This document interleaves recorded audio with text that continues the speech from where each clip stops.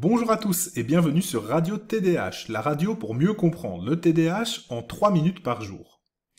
Aujourd'hui, je vais vous parler d'une étude de Yoshimura et collaborateurs publiée en 2022 portant sur l'influence du TDAH chez les alcoolodépendants.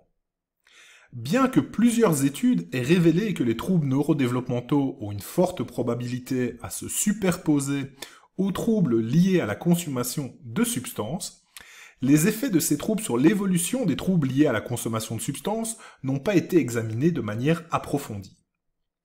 Pour cela, les chercheurs de cette étude se sont intéressés à 637 personnes alcoolodépendantes ayant reçu un traitement en milieu hospitalier et dont les situations de consommation d'alcool ont été suivies pendant 12 mois après la sortie de l'hôpital à l'aide de questionnaires.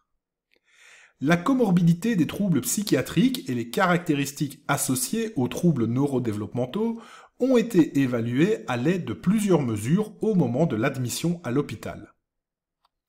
Enfin, les effets des troubles neurodéveloppementaux sur les parcours de consommation d'alcool des sujets ont ensuite été estimés.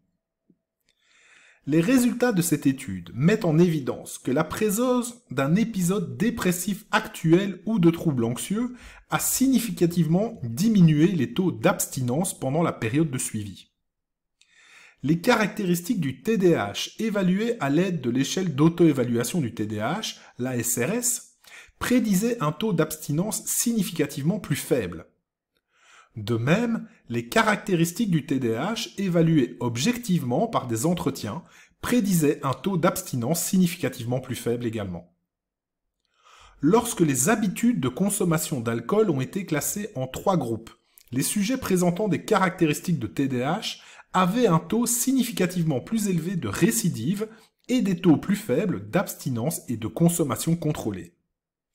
Dans une analyse statistique plus poussée, le score ASRS était significativement corrélé au risque de reboire dans le temps. En conclusion, les traits de TDAH ont des effets significatifs non seulement sur les taux d'abstinence, mais aussi sur les habitudes de consommation, telles que les récidives et les consommations contrôlées. La présence de traits de TDAH a influencé les parcours de consommation d'alcool des personnes alcoolodépendantes après un traitement hospitalier. Cette étude met une nouvelle fois en lumière de bien prendre en compte le TDAH dans le parcours de soins des patients, ici alcoolodépendants, pour leur proposer un suivi adéquat même après l'hospitalisation pour empêcher les récidives dans le temps. Une meilleure compréhension de ces dynamiques développementales nous permettra alors de mieux accompagner nos patients. On se retrouve tout bientôt pour une nouvelle recherche sur le TDAH. Allez, ciao!